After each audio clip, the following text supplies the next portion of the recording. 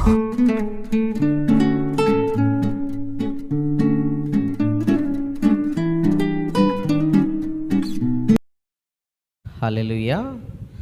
దేవునికి మహిమ కలుగును గాక. ప్రియమైన దేవుని బిడ్డలారా, ప్రభు పేరిట ప్రభు అయినటువంటి యేసుక్రీస్తు నామములో మీ అందరికీ నా శుభవందనములు తెలియపరుస్తూ ఉన్నాను. ఈరోజు యాకోబు రాసినటువంటి పత్రిక 1వ అధ్యాయము 2వ వచనం 3వ వచనాన్ని మనం చదువుకుందాం. నా సహోదరులారా, మీ విశ్వాసమునకు కలుగు పరీక్ష ఓర్పును పుట్టించునని ఎరిగి మీరు నానా విధములైన శోధనలలో పడినప్పుడు అది మహా ఆనందమని ఎంచుకొనుడి. ఇక్కడ చదవబడినటువంటి ఈ మాటలు మనం జ్ఞాపకం చేసుకుంటే చూడండి, ఎవరైనా శోధన వచ్చినప్పుడు సంతోషంగా ఎలా ఎంచుకుంటారు? ఎవరైనా బాధ కలిగినప్పుడు దాన్ని సంతోషంగా భావించడం ఎవరి వల్ల కాదు. కానీ యాకోబు తను చెదిరిపోయినటువంటి 12 గోత్రాల వారికి చెబుతూ రాస్తున్నటువంటి సహోదరులకు రాస్తున్నటువంటి మాటలు ఏంటంటే, మీరు మరి విశ్వాసమునకు కలుగు పరీక్ష ఓర్పును పుట్టించునని ఎరిగి మీరు నానా విధమైన శోధనలో పడినప్పుడు మీరు మహా ఆనందం పొందండి, మహా ఆనందంగా ఎంచుకోండి అని చెబుతూ ఉన్నారు. ఈ వాక్యం ద్వారా మనం నేర్చుకోవాల్సినటువంటి విషయం ఏంటంటే, దేవుడు మన విశ్వాస జీవితంలో అనేక పరీక్షలు పెడుతూ ఉంటారు. ఈ పరీక్షల్లో పాస్ అయినటువంటి వారికి దేవుడు ఒక మంచి బహుమానాన్ని దాచి ఉంచాడు.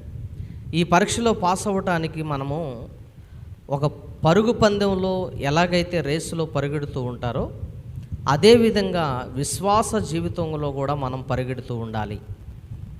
కాబట్టి ఎవరైతే చివరి వరకు కరెక్ట్గా పరిగెడతారో వారు నిజమైనటువంటి పోరాటం గెలిచి జీవ కిరీటాన్ని పొందుకుంటారు.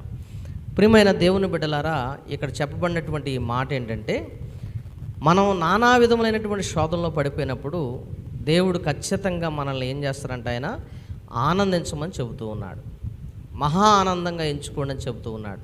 అంటే అలా ఆనందం ఎప్పుడైతే మనం పడుతూ ఉంటామో అప్పుడు మన జీవితంలో ఉన్నటువంటి ప్రతిదాన్ని కూడా ఎదుర్కోవటానికి దేవుడు శక్తినిస్తాడు. అంటే పరీక్ష అనేది ఏదైనా కూడా మన విజయం సాధించడానికి ఒక మార్గం అయి ఉంది. మన జీవితంలో మరి చదువులో ఒక పరీక్ష జీవితాలు ఉంటాయి. చూడండి, ప్రతి వ్యక్తికి కూడా చిన్న వయసు నుండి వారు చదువుకుంటూ ప్రతి ఎగ్జామ్ కూడా ప్రతి పరీక్షను కూడా పాస్ అవుతేనే ఉన్నతమైన చదువులు చదవగలుగుతారు.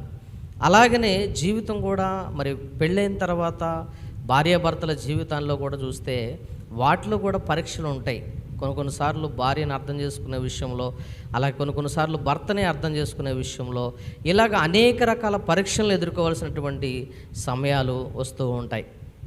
అలాగనే మనం ప్రభు చేత రక్షించబడి మారు మనసు పొంది ఆయన సంఘంలో చేర్చబడిన తర్వాత కూడా విశ్వాస జీవితంలో కలిగే పరీక్షలు కూడా మనకు కలుగుతూ ఉంటాయి. చూడండి, కొన్ని సమయాల్లో మనం ప్రార్థించుకోవడానికి వీలు లేనటువంటి పరిస్థితులు ఏర్పడుతూ ఉంటాయి. కొన్నిసార్లు మనం బైబిల్ పట్టుకోవడానికి అవకాశం లేకుండా ఏర్పడుతూ ఉంటుంది. కొన్ని సమయాల్లో మనం ప్రార్థించుకోవడానికి వీలు లేనటువంటి విషయాలు ఏర్పడుతూ ఉంటాయి. అయినా కానీ మనం మహా ఆనందంగా మనం ప్రభుతో గడపడానికి మనం ఇష్టపడాలి. చూడండి, ఇక్కడ ఇదే మాటను మనం చూస్తే కనుక విశ్వాసంలో మనం ఎలా కొనసాగలుగుతాం అంటే, చూడండి, పరీక్ష మనకి ఏమి నేర్పిస్తుందంటే విశ్వాసములో ఎలాగ మనం ఎదగాలి అనే దాన్ని నేర్పిస్తూ ఉంది. విశ్వాసంలో మనం ఎలా ఎదగాలి అనేది నేర్పిస్తూ ఉంది. రెండవది, సహనముగా ఎలాగ మనం ప్రవర్తించాలి, సహనముగా ఎలా ప్రవర్తించాలి, ఎన్ని సమస్య వచ్చినా కూడా ఎన్ని కష్టాలు వచ్చినా కూడా మనం సహనముతో ఎలా ముందుకు నడవాలనేది మనకి బైబిల్ నేర్పిస్తూ ఉంది. అలాగనే ఈ పరీక్ష అనేది ఇంకా ఏం నేర్పుతుంది అంటే దేవుని మీద ఆధారపడే జీవితాన్ని నేర్పిస్తూ ఉంటుంది. దేవుని మీద ఆధారపడి బ్రతకడం నేర్పిస్తూ ఉంటుంది. చూడండి, చాలామంది విశ్వాసం ఉంచుతారు కానీ సహనాన్ని పాటిస్తారు కానీ దేవుని మీద ఆధారపడలేరు.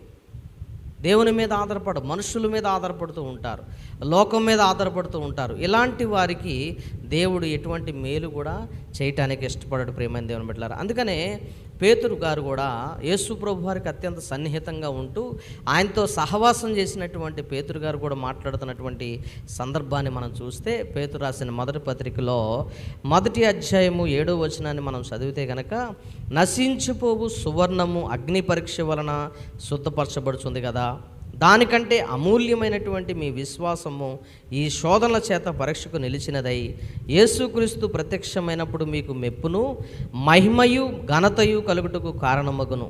మీరు ఆయనను చూడకపోయినను ఆయన ప్రేమించున్నారు. ఇప్పుడు ఆయన కన్నులారా చూడకయే విశ్వసించుచు మీ విశ్వాసమునకు ఫలమును అనగా ఆత్మరక్షణ పొందుచు చెప్పసక్యం కానీ మహిమయుక్తమైన సంతోషం గల వారై ఆనందించుచున్నారు అని చెబుతుంది దేవుని వాక్యం. ప్రియమైన దేవుని బిడ్డలారా, నశించిపోవు సువర్ణం అని చెబుతూ ఉన్నాడు.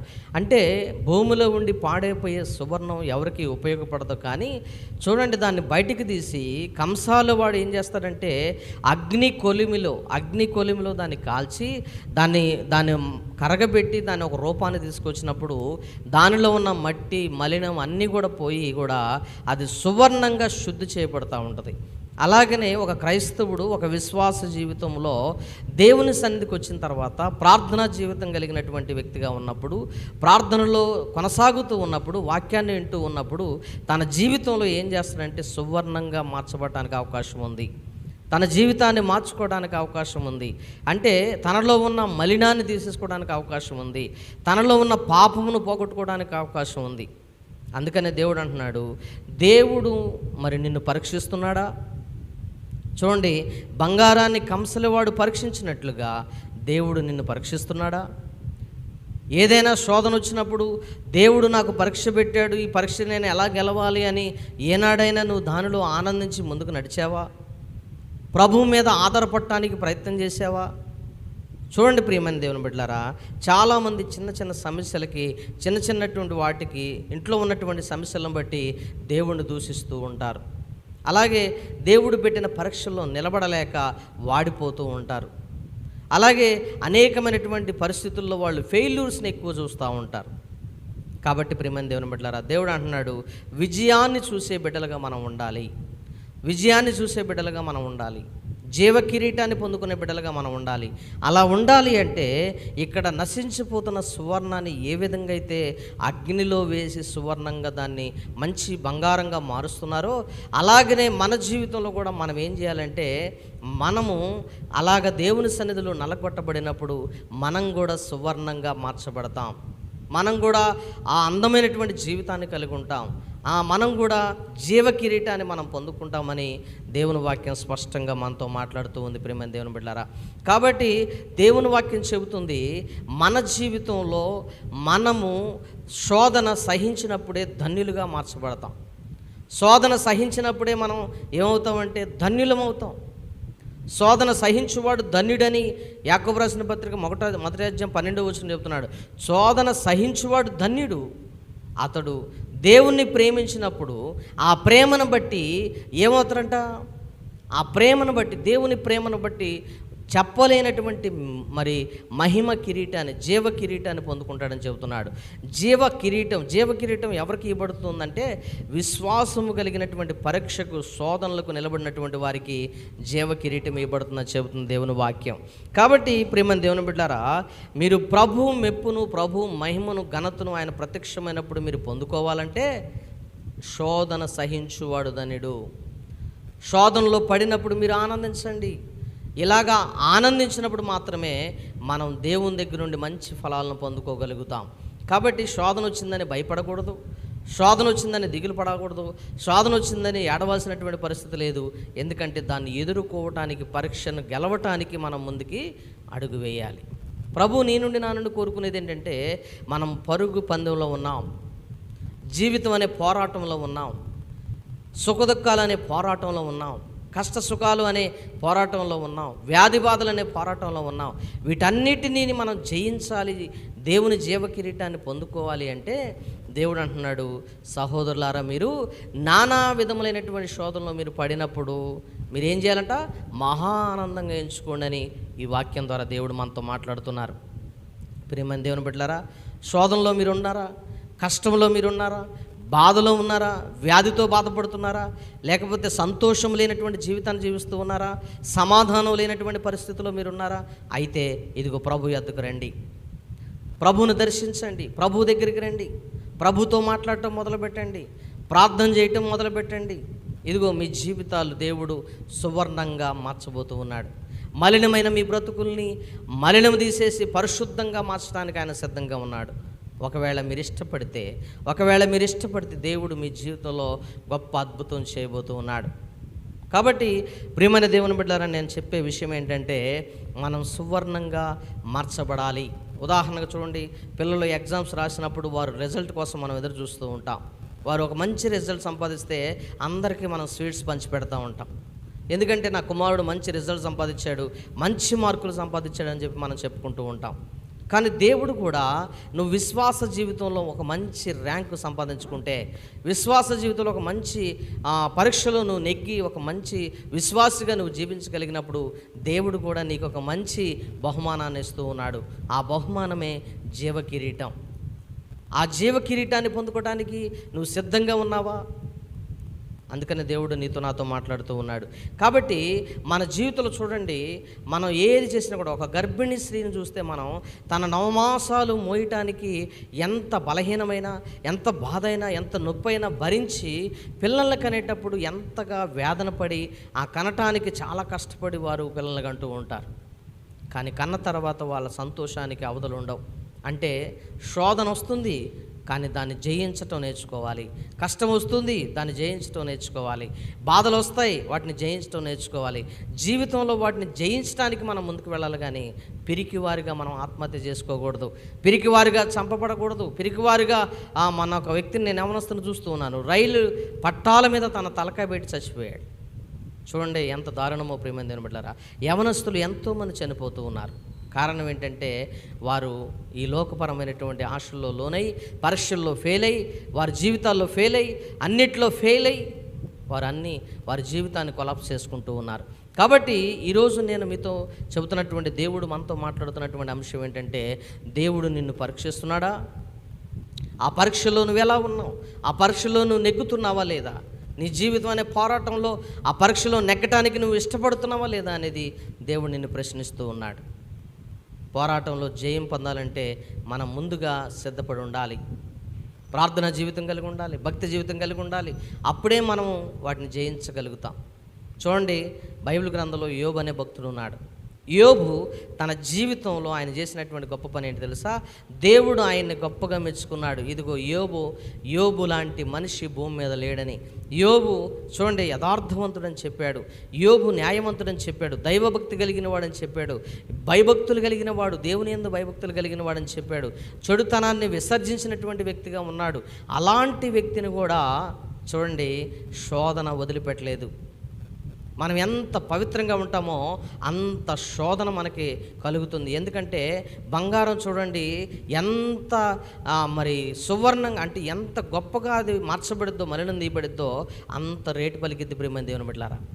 అలాగనే మనం కూడా సువర్ణంగా మార్చబడాలనే దేవుని కోరిక. మరి చూడండి, యోబు అన్ని సుఖాలు, అన్ని సంతోషాలు ఉన్నాయి ఆయన జీవితంలో. ఆయన ఆల్రెడీ బంగారంలాగే ఉన్నాడు. అయినా కానీ చూడండి ఆయన జీవితంలో శోధనలు వచ్చాయి. ఆ శోధన జయించడానికి దేవుని దగ్గర ఆయన ఏనాడు కూడా దేవుణ్ణి దూషించినట్టుగా కానీ, దేవుణ్ణి అవమానపరిచినట్టుగా కానీ ఎక్కడ కూడా మనకు బైబిల్లో కనపడదు ప్రియమైన దేవుని బిడ్డలారా. ఆయన పరీక్షలో నెగ్గాడు. చూడండి, పిల్లలను బాగొట్టుకున్నాడు, ఆస్తులు బాగొట్టుకున్నాడు, అంతస్తులు బాగొట్టుకున్నాడు, చివరికి చెల్ల పెంకులతో గోక్కుంటూ బూడిదలో కూర్చున్నాడు. అంత స్థితికి, ఆ దీనస్థితికి వచ్చినప్పటికీ కూడా ప్రభువుని ఏనాడు ఆయన దూషించలేదు. ప్రభువుని ఆయన తప్పుగా మాట్లాడలేదు. ఆయన అన్నాడు, నేను దిగంబరిగా వచ్చాను, దిగంబరిగా పోతానని చెప్పాడు. నేను ఎలా వచ్చానో అలాగే వెళ్తానని చెబుతూ ఉన్నాడు. ఎందుకంటే నేను ఏది పట్టుకొని రాలేదు, ఏదో తీసుకొని పోవట్లేదని చెబుతూ ఉన్నాడు. ప్రేమని దేవుని బిడ్డలారా, దేవుడు నిన్ను ఒకవేళ పరీక్షిస్తున్నాడేమో, నీ విశ్వాసాన్ని పరీక్షిస్తున్నాడేమో. చాలామంది ఈ రోజులు ఏమంటారండి, నేను ఎన్నో ప్రార్థన చేస్తున్నాను, ఎంతో ప్రార్థన చేస్తున్నాను, ఎన్నో కన్నీరు కారుస్తున్నాను, అయినా కానీ నాకు శ్రమలు వస్తున్నాయి, అయినా కానీ నాకు కష్టాలు వస్తున్నాయి, అయినా కానీ నాకు శోధనలు వస్తున్నాయి అంటూ ఉంటారు. కానీ దేవుడు అంటున్నాడు, నిన్ను సువర్ణంగా మార్చడానికి, నిన్ను బంగారంలాగా మార్చడానికి. చూడండి, బొగ్గు ఉష్ణం వల్ల, వేడి వల్ల, ఒత్తిడి వల్ల వజ్రంగా మారుద్దని చెబుతున్నాడు. చూడండి, బొగ్గుని ఎప్పుడైనా చూసారా మీరు? ఆ బొగ్గు వేడికి, ఉష్ణానికి, ఆ రాళ్ల మధ్య ఆ ఒత్తిడికి, ఆ భూమిలో జరుగుతున్న పోరాటం వల్ల అది ఒక వజ్రంగా మలసబడుద్దని చెబుతున్నాడు. అంటే చూడండి, మనం కూడా కొన్ని శోధనలు భరించడం వల్లనే మనం మంచి ఉన్నతమైనటువంటి విశ్వాసంలో చేర్చబడతాం. సహనాన్ని పొందుకునే విశ్వాసాన్ని సంపాదించుకోగలుగుతాం. దేవుని మీద ఆధారపడగలిగినటువంటి విశ్వాసాన్ని సంపాదించగలుగుతాం. యోబు అలాంటి జీవితాన్ని సంపాదించుకున్నాడు. అందుకనే ఆయన జీవితం చరిత్రలో ఆయన ఒక అధ్యాయంగా మిగిలిపోయాడు. ప్రియమైన దేవుని బిడ్డలారా, మరి మన జీవితాన్ని బట్టి కూడా దేవునికి మహిమ రావాలంటే, మనము కూడా ఆయన వచ్చినప్పుడు మెప్పును పొందుకోవాలంటే, ఆయన వచ్చినప్పుడు మనం కూడా ఆయన ప్రత్యక్షమైనప్పుడు మరి మహిమయు ఘనతయు పొందుకోవాలంటే మనం ఏం చేయాలి? పరీక్షలో నిలబడాలి. పరీక్షలోకి రాకముందే కొంతమంది రాలిపోతూ ఉన్నారు. ఆ పరీక్షలో నిలబడే వారిగా మనం ఉండి ఆ పరీక్షను జయించినప్పుడు ఖచ్చితంగా మనం జీవకిరీటాన్ని పొందుకుంటాం. కాబట్టి ప్రియమైన దేవుని బిడ్డలారా, దేవుడు పరీక్షిస్తున్నప్పుడు ఆ పరీక్షలో నువ్వు నలగటానికి ఇష్టపడితే, ఆ పరీక్షలో నువ్వు పాల్గొనడానికి ఇష్టపడితే దేవుడు నిన్ను ఖచ్చితంగా పాస్ అంటే ఉన్నతమైన స్థితిలోకి తీసుకెళ్ళడానికి ఇష్టపడుతూ ఉన్నాడు. కాబట్టి అధైర్యపడకు, భయపడకు, దిగులు పడకు, దేవుడు నీతో ఉన్నాడని చెబుతూ ఉన్నాడు. కాబట్టి చూడండి ప్రియమైన దేవుని బిడ్డలారా, దేవుడు అంటున్నాడు ఆయన సువర్ణంగా శుద్ధిగా చేసిరంట. సువర్ణాన్ని శుద్ధిగా అంటే బంగారాన్ని ఆయన మెరుగుపెట్టి శుద్ధిగా చేసినట్టుగా మన జీవితాలను కూడా అలా చేయటానికి ఆయన సిద్ధపడుతూ ఉన్నాడు. ఒకవేళ నువ్వు అంగీకరించగలిగితే, నువ్వు ఇష్టపడగలిగితే, నువ్వు చేయగలిగితే, నువ్వు ఆయన దగ్గరికి రాగలిగితే దేవుడు ఖచ్చితంగా నీ జీవితంలో చేస్తాడు. ప్రియమైన దేవుని బిడ్డలారా, ఈ మాటలు మీకు ఆదరణగా ఉన్నాయని నేను నమ్ముతున్నాను. ఎందుకంటే యోబు జీవితంలో పొందినటువంటి ఆ మేలు, యోబు జీవితంలో పొందినటువంటి ఆ కార్యము చూడండి, ఎంత ఉన్నా ఆయన గర్వంగా ఫీల్ అవ్వలేదు, ఎంత లేకపోయినా గర్వంగా ఫీల్ అవ్వలేదు. ఏది ఉన్నా లేకపోయినా దేవుని పరీక్షలో ఆయన గెలిచాడు. మనం కూడా అంతే. ఈ లోకంలో మన చుట్టూ ఉన్నదంతా కూడా మాయ. అది పోయినప్పుడు బాధపడాల్సిన పని లేదు, అది ఉన్నా కూడా మనం బాధపడాల్సినటువంటి అవసరం లేదు. కానీ దేవుని వైపు మనం చూస్తే, దేవుని మీద ఆధారపడితే మనం పరీక్షలో ఖచ్చితంగా విజయాన్ని సాధిస్తాం. దేవుడి మాటలు దీవించి ఆశీర్వదించునుగాక. ఆమేన్. మరి ప్రార్థన చేసుకుందాం. మహాగణుడ, పరిశుద్ధుడ, ప్రేమగల తండ్రి, ఘనమైన దేవ, నీకు వందనాలు. ఈ మాటలు విన్నటువంటి ప్రతి ఒక్కరిని మీరు దర్శించండి నాయన. ఈ మాటల చేత వారిని ప్రోత్సహించండి, బలపరచండి, దీవించండి, వారికి క్షేమాన్ని దయచేయమని ప్రార్థన చేస్తూ ఉన్నాం ప్రభా. నీకు వందనాలు, స్తోత్రాలు. అలాగే తండ్రి నాయన ప్రభా, వారి జీవితంలో వస్తున్న పరీక్షలన్నింటిలో విజయాన్ని పొందటానికి మీరు శక్తిని, బలమును, జ్ఞానమును దయచేయమని కోరుకుంటూ మీరే మహిమ పొందుకోమని మా ప్రభును రక్షకుడైన యేసుక్రీస్తు నామములో ఈ ప్రార్థన మనల్ని అడిగి వేడుకుంటున్నాము తండ్రి. ఆమేన్, ఆమేన్.